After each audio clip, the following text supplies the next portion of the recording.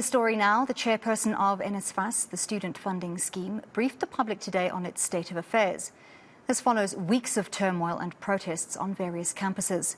Ernest Khoza gave an update on matters relating to its new allowance payment method, defunding of some students and the streamlining of student accommodation. The financial assistance scheme remains firm in not amending the direct payment method. eNCA reporter Theo Mashele attended the briefing today and filed this report. Nsfas board chair Ernest Khoza confirmed the direct payment method won't change as it helps alleviate corruption in the system. We must emphasize at the outset that we are therefore worried that the disturbances in question are attributed to an insinuation that Nsfas is imposing a system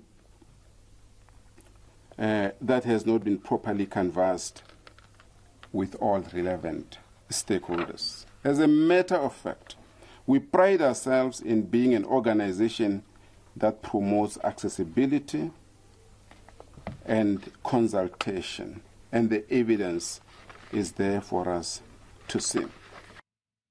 Khoza asserted the 4,500 rand cap for each student should be sufficient for accommodation.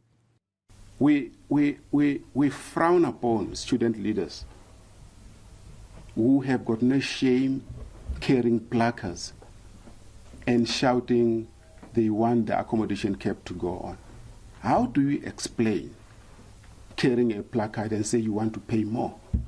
Who has ever seen that? How do you explain that?